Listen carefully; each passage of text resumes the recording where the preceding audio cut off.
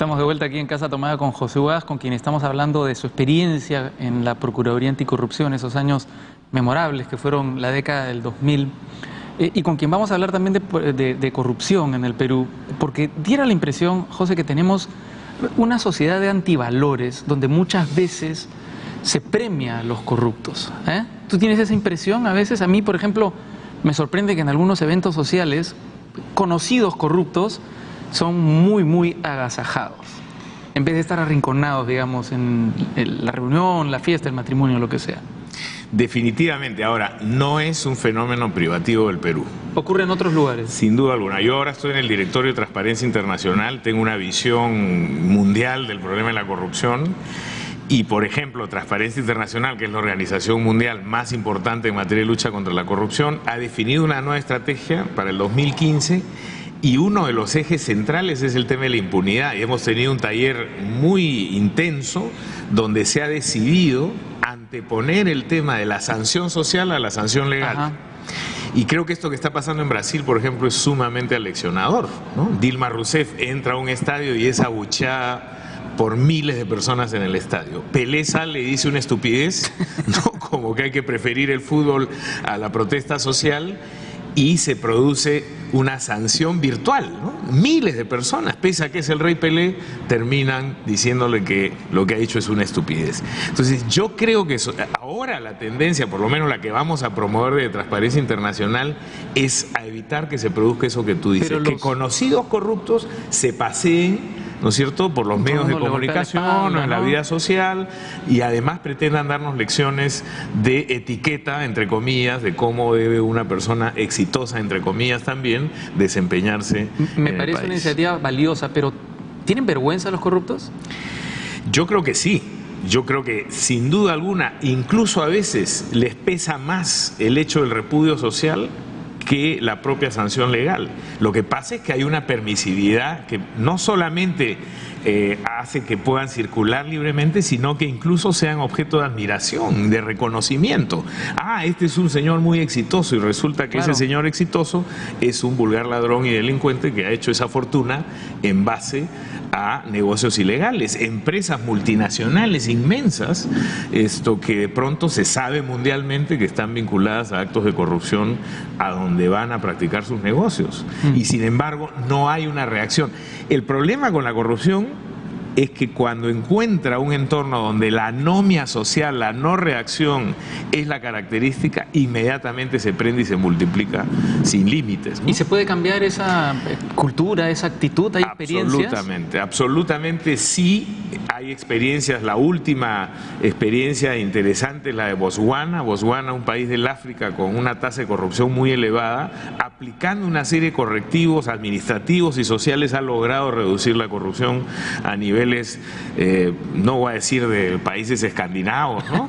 De Suecia, Dinamarca. Conoces el caso del Affaire Toblerone. Ese es el otro extremo, ¿no? El Affaire Toblerone. El Affaire Toblerone es un caso en el que una ministra danesa cae por haberse comprado un chocolate con la tarjeta que le habían dado para sus gastos públicos como ministra. Pero una pulcritud, un nivel, se equivocó, digamos, además, ni lo hizo intencionalmente, se equivocó de tarjeta y gastó €1.80 para comprarse un Toblerone y tuvo que renunciar. O sea, 5 soles, más o menos. Y tuvo que renunciar al cargo de ministra por esta circunstancia. Eso es un poco exagerado, ¿no? Yo creo que es exagerado, pero en el otro lado entonces tenemos las mansiones de millones o los negociados de millones, y la grosería con la que muchos corruptos se desarrollan en nuestro medio. ¿Cuáles son los países más corruptos del mundo ahora?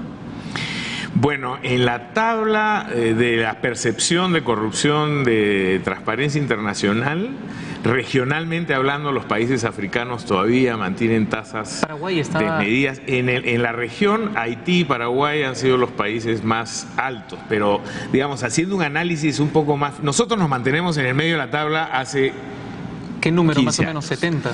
Estamos con un puntaje de 4.2 sobre 10, o sea que estamos por debajo de la media, pero curioso es que Perú, que está al lado de Chile, mantiene niveles grandes de corrupción, nosotros, y Chile está mejor que países desarrollados. Y Argentina, que también tiene problemas gravísimos de corrupción, está al lado de Uruguay, que tiene una tasa bastante baja de corrupción. Entonces hay que indagar qué hace que vecinos, por ejemplo, tengamos un comportamiento tan diferente en materia de corrupción. Coimean, pues.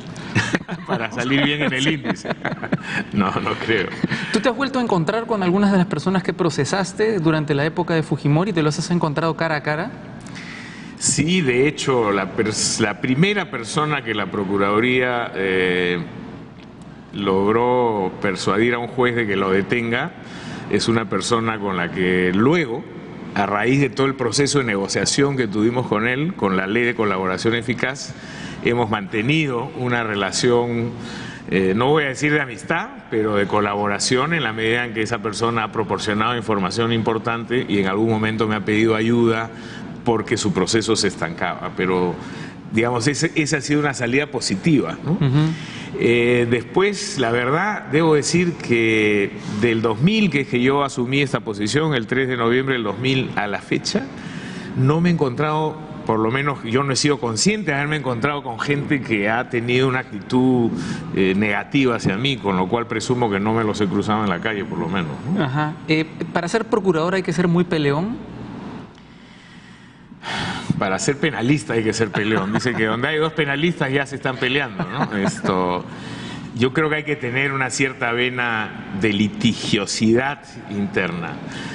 Para ser procurador lo que hay que tener es independencia, en primer lugar, y yo creo que una dosis de mística para poder llevar adelante una tarea con un cliente que no es palpable, ¿no? Porque el Estado finalmente es una entelequia. Es un ente abstracto. ¿No? Y mucha gente dentro del propio Estado le hace la pelea a uno, ¿no? Sí. Entonces resulta que tu propio mandante, digamos, o algunas de las cabezas visibles de tu mandante son tus propios enemigos. Ahí yo me acordaba siempre de Julia Roberts durmiendo con el enemigo, porque me daba cuenta a veces de que efectivamente, por ejemplo, mi jefe de seguridad, el primer jefe de seguridad que me ponen, que era un policía, había sido designado por Aybar Marca, y Aybar Marca era el lugarteniente de Montesinos. Entonces era evidente que yo estaba siendo arreglado por la propia gente que me daba seguridad, con lo cual yo no podía hablar, no le permití el ingreso a mi casa, y era una situación de acecho compleja. ¿Eso se solucionó? Eso se solucionó cuando denunciamos a Aybar Marca, el que me proveía de seguridad, y luego hicimos un cambio total en los equipos de seguridad. Después, por supuesto, conocí oficiales magníficos, sobre todo jóvenes, tenientes, algún mayor que tuvieron una actitud bastante positiva con el proceso anticorrupción, ¿no? ¿Qué tan importante es la pelea mediática contra la corrupción? Yo creo que los medios cumplen un papel fundamental. Yo en mis presentaciones, porque ahora creo que ya el caso peruano es considerado un caso de estudio y un caso de estudio positivo. Creo que en el Perú no somos conscientes de lo que el mundo ha aprendido de la situación que vivimos en esos años durante el gobierno de Paniagua y los años posteriores. Yo creo que en el caso peruano, sin duda alguna, los medios cumplieron un papel fundamental. A mí y a mi equipo, digamos, se nos acusó en un momento de ser los procuradores mediáticos, porque incluso nuestras denuncias iban acompañadas de recortes periodísticos, porque resultaba que los periodistas de investigación eran los que mejor habían acopiado pruebas en ese momento, porque si la policía estaba infiltrada, la fiscalía estaba maniatada y el Poder Judicial era un banco de impunidad, la prensa documentaba permanentemente esto y no pasaba nada. Nosotros recuperamos esa información y la convertimos en prueba judicial. Entonces yo creo que los medios jugaron un papel fundamental. Luego, por supuesto, Canal N en su momento, El Comercio en su momento, jugaron un papel fundamental. La República, por supuesto, como aliados poderosos del sistema.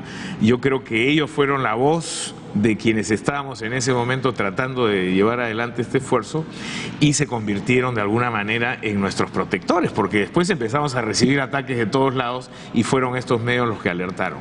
Curiosamente, en una relación esquizoide, digamos, en el otro lado teníamos toda esta prensa chicha, la prensa amarilla, que había sido comprada por Montesinos, pero los canales de televisión. La prensa presuntamente seria también. La prensa presuntamente seria, los canales de televisión y algún otro medio que habían sido comprados literalmente realmente con fajos de billetes, es como vimos que en los si alguien videos. es corrupto tiene recursos, ¿verdad? Tiene recursos para pelearse contra quien lo persigue.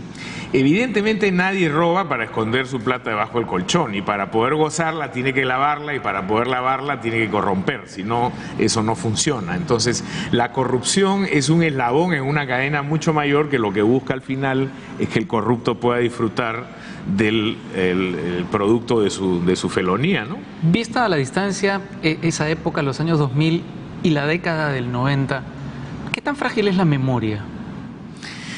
Bueno, yo creo que lamentablemente la memoria es muy frágil, y además no hemos aprendido las lecciones que debíamos en el tiempo adecuado. ¿Por qué digo eso?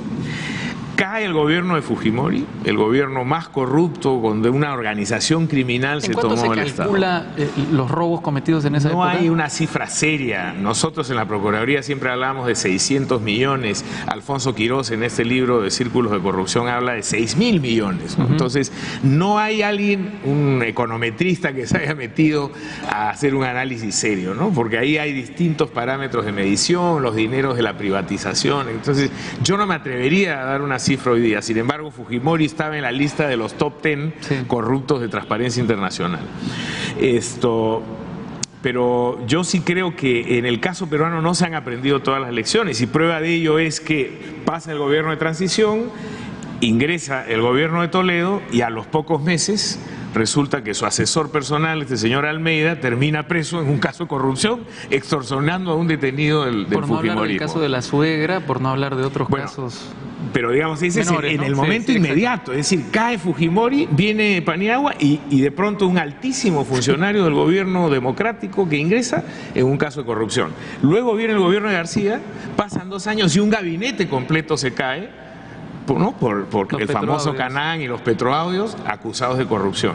Y luego viene este gobierno, y creo que no pasan ni 3 semanas, y el primer vicepresidente de la nación tiene que renunciar, encontrado en un acto propio de corrupción en la Bruja de Cachiche. Entonces, luego de todo este esfuerzo que significó el proceso anticorrupción, de lo grosero que fue el periodo Fujimori, seguimos manteniendo conductas, y bueno, y ni qué decir de todo lo que estamos escuchando ahora sobre las casas, las suegras y las tías, ¿no? Para cerrar todo este capítulo que tiene que ver con la Procuraduría Anticorrupción, y antes de ir a la pausa, quería preguntarte, ¿sientes que ha caído en buenas manos la Procuraduría, que tus herederos han honrado, digamos, esos años 2000?